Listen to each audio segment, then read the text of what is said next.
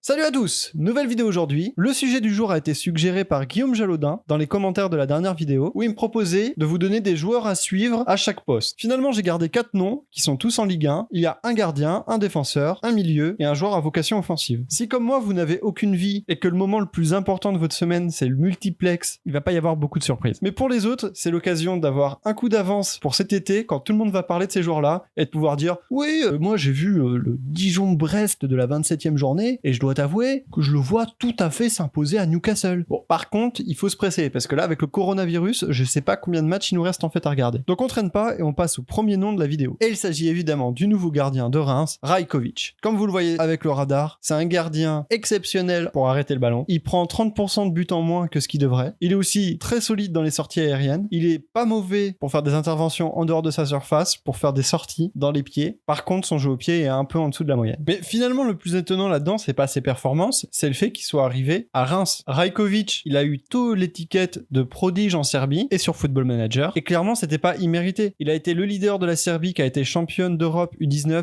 puis championne du monde U20, où il a été élu meilleur gardien du tournoi. Il a été international avant ses 18 ans, mais ce qui est vraiment étonnant, c'est qu'il s'est retrouvé à jouer pour le Maccabi Tel Aviv après son passage réussi à l'Étoile Rouge de Belgrade. Et c'est ça qui a permis à Reims de le récupérer cet été. Et si on revient à son profil technique, une de ses grandes forces aussi, c'est que c'est un spécialiste des pénaltys. Il en a déjà arrêté 2 en Ligue 1. Et il est d'ailleurs tellement fort dans le domaine que depuis qu'il a arrêté le penalty de Bamba, ce dernier n'arrive plus à jouer au football, en tout cas à marquer. Bref, après une seule année en Ligue 1, Rajkovic semble déjà prêt à jouer au niveau supérieur. Sa saison statistiquement ressemble comme 2 gouttes d'eau à celle de Jan Oblak de l'année dernière. Donc je crois que ça veut tout dire. En plus de ça, Chelsea à 100% va chercher un gardien cet été. Ça pourrait être lui, mais en tout cas, ça va créer un jeu de chaise musicale en Europe et je vois pas comment il pourrait être oublié. Transfermarkt l'évalue à 7 millions d'euros, mais en vrai, je pense que même si une équipe le recrutait à 20 millions d'euros, il ferait une bonne affaire. Deuxième joueur de la vidéo, il s'agit de Gabriel de Lille. Lui aussi, il a un parcours un peu atypique, vu qu'après son arrivée à Lille, il a connu un prêt non concluant à Troyes, puis un prêt non concluant au Dynamo Zagreb, et finalement, 2 ans plus tard, il est l'un des cadres de l'équipe. Il joue avec les espoirs brésiliens, et on parle déjà de lui en Angleterre pour 30 millions. C'est un grand défenseur, avec son 1m90, mais il est pas pâteau sur ses appuis, il est rapide, il a une belle qualité de jeu long, même s'il a tendance à en abuser, et comme vous le voyez, d'un point de vue statistique, c'est un joueur très complet. Ce qui lui manque peut-être, ce serait la capacité de plus souvent sortir de la défense pour couper une passe. Après, c'est difficile de savoir s'il est incapable de le faire ou si simplement c'est pas ce qu'on lui demande de faire à Lille. Et comme vous le voyez, statistiquement, il est très proche de la saison dernière de Raphaël Varane. Alors, c'était pas le meilleur Real Madrid l'année dernière, mais c'est quand même pas rien. Je suis très curieux de ce qu'il va donner la saison prochaine quand il jouera en Première Ligue. La grosse rumeur est en ce moment qu'il aurait donné son accord à Everton. On sait qu'en Angleterre, pour qu'un défenseur central joue, il faut qu'il soit imposant dans les airs. En Ligue 1, il gagne quasiment 2/3 de ses duels. S'il arrive à transposer cette qualité-là dans la Première Ligue, il pourra très vite être très apprécié des supporters. Troisième nom, Angelo Fulgini. Ça peut être une surprise pour certains, parce que ses stats au premier abord sont moins bonnes que les années précédentes, étant donné qu'il a mis un seul but et qu'il a fait une seule passe décisive. Mais comme vous le voyez, dans l'ensemble, il réussit une année très accomplie. Et en réalité, son manque de but et de passes décisives correspondent plus à un manque de finition et de réussite. Cette saison, il est enfin fixé à un poste, milieu central, et il y rayonne grâce à sa technique. C'est un super dribbleur, qu'il soit à l'arrêt ou lancé. En Ligue 1, il réussit 3/4 de ses dribbles. Comme ça peut pas sembler incroyable, mais pour vous donner un ordre d'idée, parmi les 50 joueurs qui tentent le plus de dribbles en Ligue 1, son taux de réussite est juste le meilleur. En plus de sa technique, Fulgini, c'est un joueur qui fait aussi les efforts nécessaires pour jouer au milieu terrain. Quand on essaye de comparer son profil statistique, le joueur qui ressort, c'est Oussem Aouar de cette saison. La similitude est assez frappante. Et quand on sait que Jean-Michel Aulas évoque assez facilement le départ d'Oussem Aouar, on pourrait imaginer que Fulgini vienne pour le remplacer. Et là, on serait pas sur une version Leader Price, Lidl ou Marc Repère d'Aouar, mais sur la version tombée du camion. Il faudra juste donner un petit coup de polish et on se retrouve avec la même chose pour moins cher. On passe au dernier joueur de la vidéo, qui est aussi le plus jeune, Mounir Chouillard, qui fait 1m80 sur Transfermarkt. Je pense qu'on est sur le El Famoso 1m80 des gens qui font 1m77. Mais à part ça, on est sur du tout bon. Il joue ailier gauche pour Dijon et c'est déjà un joueur hyper complet. Quand on cherche un joueur en Europe qui a sa production offensive offensive, mais aussi son activité défensive, il y a un seul nom qui revient, c'est Lucas Ocampos, en particulier quand il jouait l'année dernière à l'OM. Et je pense que cette comparaison est pas hyper flatteuse pour Chouillard. Il est beaucoup plus fin techniquement que ça. Je pense qu'à terme, il va converger vers le profil d'un joueur à la Nicolas Pepe, avec une production statistique plus importante et peut-être une activité défensive un peu moindre. Cette année, en l'équivalent de 17 matchs, il est à 4 buts et aucune passe décisive. Ça peut sembler un peu maigrichon comme ça, mais déjà il faut voir que les expected assists, c'est-à-dire les passes décisives qu'il aurait dû faire, sont déjà à plus de 3. Donc là, on est clairement sur un joueur qui subit le manque d'efficacité de ses attaquants. D'une façon globale, ce que suggèrent les statistiques, c'est que si on projette ce qu'il fait actuellement sur l'ensemble d'une saison, on est déjà sur un joueur qui tournerait à quasiment 10 buts et qui ferait 6-7 passes décisives. Et il fait ça à 20 ans, dans le contexte dijonnais qui est pas le plus évident du monde. Comme pour Fulgini, on est sur un joueur très efficace au dribble. Si on reprend la même liste des 50 joueurs qui font le plus de dribble, déjà lui, il est 7ème, mais surtout, son taux de réussite est le 2e meilleur. Il réussit plus de 2 tiers de ses dribbles. En plus de ça, il est très intelligent dans ce qu'il fait. On n'est pas face au joueur qui dribble pour dribbler, qui va attendre son défenseur pour tenter de le dribbler, en faisant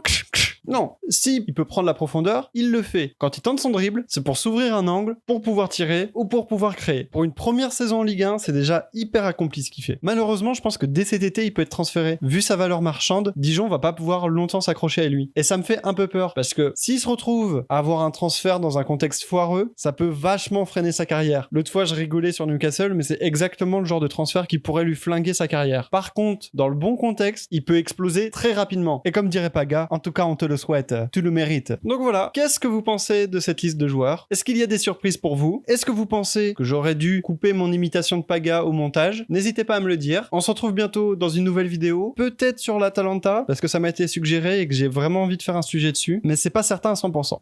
À bientôt!